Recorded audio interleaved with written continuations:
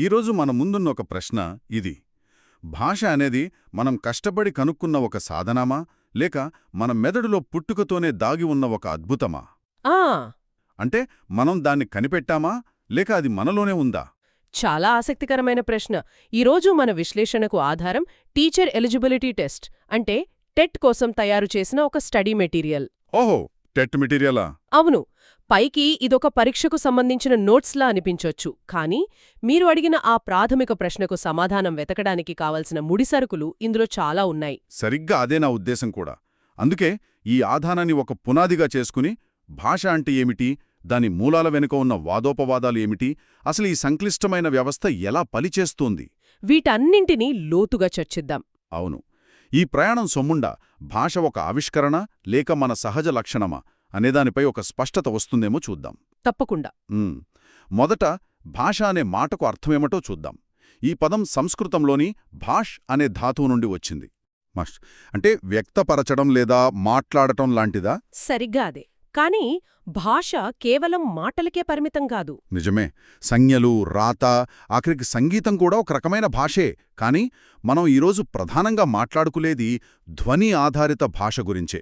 మన ఆధారం ప్రకారం భాషకు మూలం ధ్వని. అవును, ఆ ధ్వని నుండే శబ్దం, శబ్దం నుండే అర్థం. ఈ భూమి మీద దాదాపు 2796 భాషలున్నాయట. ఆ సంఖ్య వింటేనే ఆశ్చర్యంగా ఉంది. నిజమే. ఇక భాషకు నిర్వచనాలు చూస్తే అవి కూడా చాలా ఆలోచింపజేసేలా ఉన్నాయి. ఉదాహరణకు జాన్సన్ అనే ఆయన ఆలోచనలకు ఆకృతి భాష అన్నారు. ఆలోచనలకు ఆకృతి అంటే మన మెదడులో చిందరవందరగా ఉండే ఆలోచనలకు ఒక రూపాన్ని, ఒక క్రమాన్నిచ్చేది అని. కరెక్ట్. దానికి కొనసాగింపుగా మాఘుడు చెప్పిన నిర్వచనం నాకు బాగా నచ్చింది. పరిమిత సాధనాల్ని అపరిమితంగా వాడుకోవడమే భాష. అంటే అంటే ఇప్పుడు చూడండి, తెలుగులో ఉన్న 56 అక్షరాలతోనే మనం ఇన్ని లక్షల పుస్తకాలు, కథలు, పాటలు సృష్టించగలుగుతున్నాం.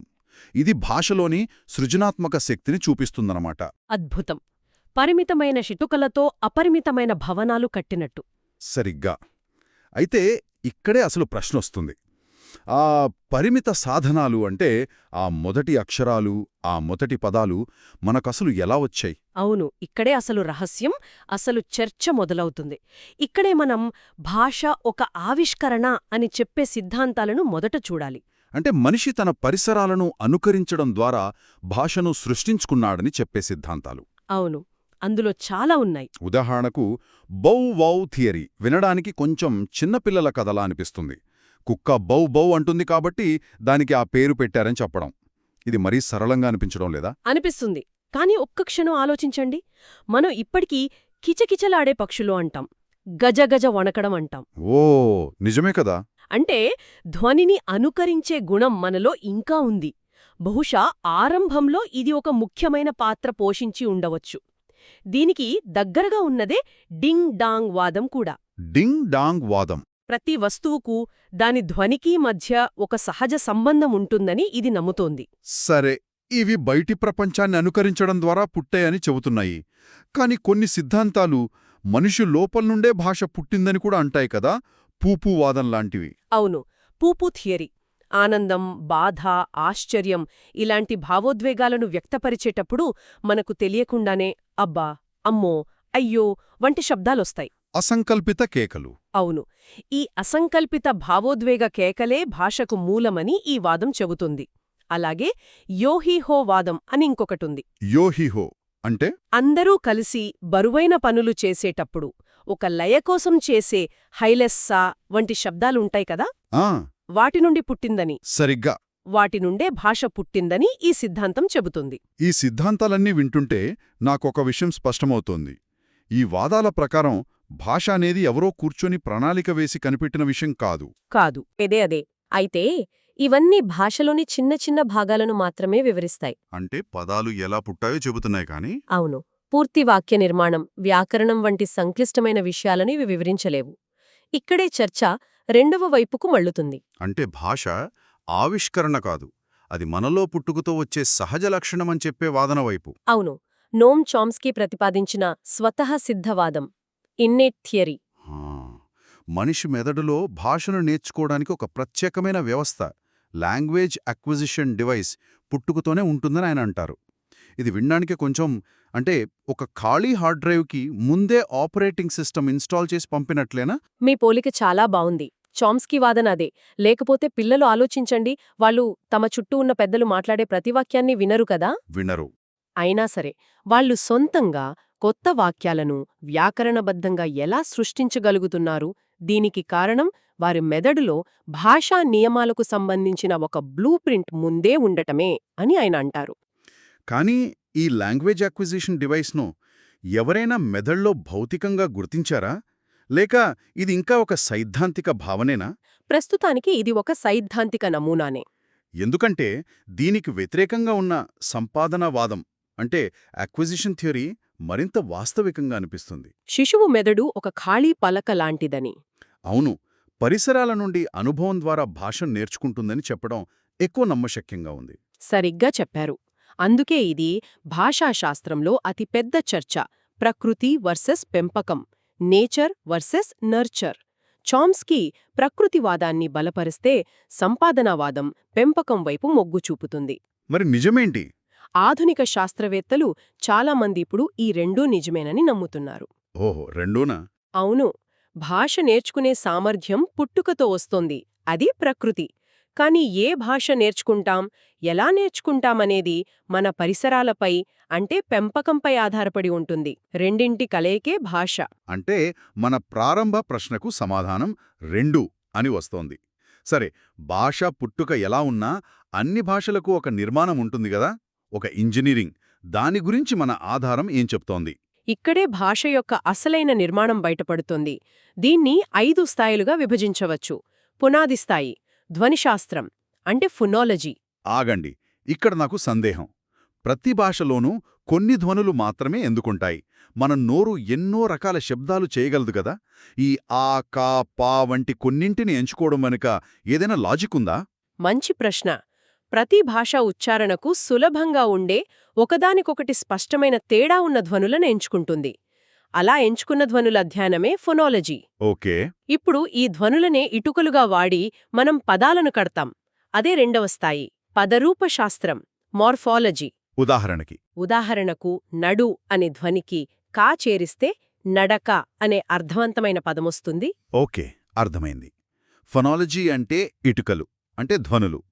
మార్ఫాలజీ అంటే ఆ ఇటుకలతో గోడలు కట్టడం అంటే పదాలు. మరి ఆ గోడలతో ఇల్లు కట్టడమేంటి? అదే మూడవ స్థాయి వాక్య నిర్మాణ శాస్త్రం, సింటాక్స్. ఇది భాష యొక్క ఇన్స్ట్రక్షన్ మాన్యువల్ లాంటిది. Instruction manual? అవును. పదాలను ఏ క్రమంలో పెడితే అర్థవంతమైన వాక్యం వస్తుందో చెప్పే వ్యాకరణ నియమాలే సింటాక్స్. రాముడు బడికి వెళ్ళాడు అనే క్రమాన్ని నిర్దేశించేది ఇదే. సరే, ఇల్లు కట్టేశాం అంటే వాక్యం తయారైంది. దాని అర్థం? అక్కడ 2 స్థాయిలున్నాయి. 4వది అర్థశాస్త్రం, సెమాంటిక్స్. ఇది పదాలు వాక్యాల యొక్క నిఘంటు అర్థం అంటే డిక్షనరీ మీనింగ్ గురించి చెప్తుంది. పరుగు అంటే వేగంగా కదలడం అని చెప్పేది. సరిగ్గా. కానీ 5వ స్థాయి ఇంకా సూక్ష్మమైనది, ఇంకా ఆసక్తికరమైనది. అదే వాక్య ప్రయోజన శాస్త్రం, ప్రాగ్మాటిక్స్. అంటే సందర్భాన్ని బట్టి అర్థం మారడం. అవును. ఉదాహరణకు ఎవరైనా ఇక్కడ చాలా ఉక్కగా ఉంది అంటే దాని నిఘంటు అర్థం గదిలో వేడి ఎక్కువగా ఉంది అని. కాని దాని వెనకున్న ఉద్దేశం ఫ్యాన్ వెయ్యని. సరిగ్గా. ప్రాగ్మాటిక్స్ అంటే మాటల వెనుక ఉన్న మర్మమన్మాట. ఇప్పుడు చెప్పండి, సోషల్ మీడియాలో మనం వాడే ఎమోజీలు, మీమ్స్ కూడా ఈ ప్రాగ్మాటిక్స్ కిందికే వస్తాయంటారా? ఖచ్చితంగా. వాటిక్కూడా సందర్భాన్ని బట్టి అర్థం పూర్తిగా మారిపోతుంది కదా. అవును. ఒకే థమ్సప్ ఎమోజీ కొన్నిసార్లు ఓకే అని, మరికొన్నిసార్లు చాల్లే ఆపు అన్నట్టుగా కూడా వాడతాం. అంటే ఆధునిక డిజిటల్ భాష కూడా ప్రాగ్మాటిక్స్ నియమాల మీదే నడుస్తోంది. చాలా ఆసక్తికరంగా ఉంది. నిజమే. సరే, భాషా నిర్మాణం అర్థమైంది.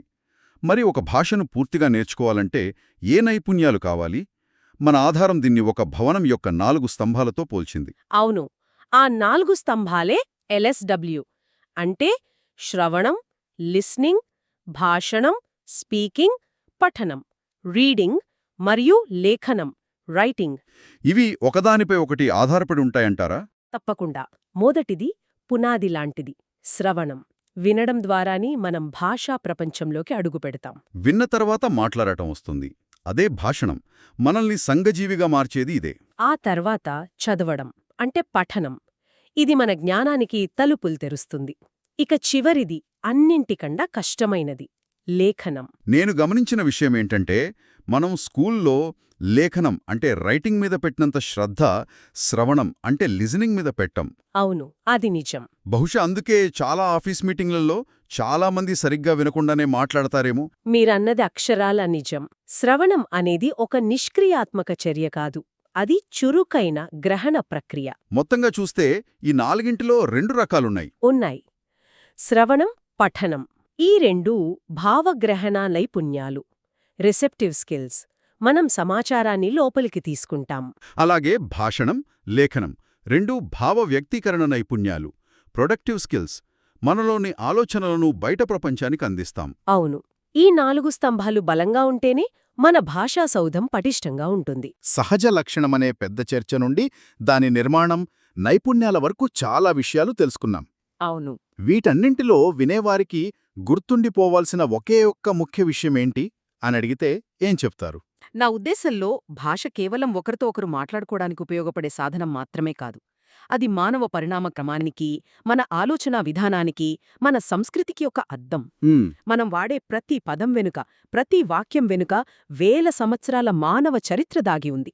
దాన్ని అర్థం చేసుకున్నప్పుడు భాషపై గౌరవం పెరుగుతుంది. ముగింపుగా శ్రోతలకు ఒక ఆలోచనను వదిలివెళ్దాం.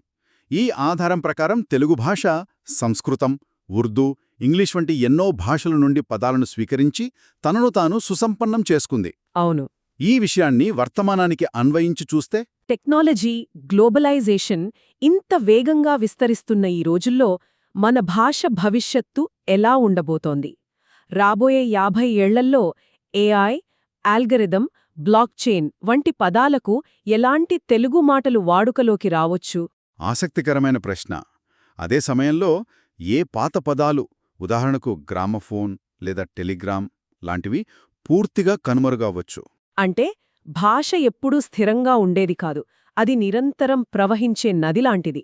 మార్పు దాని సహజ లక్షణం. ఆ మార్పును గమనిస్తూ ఉండటమే మనం చేయాల్సింది.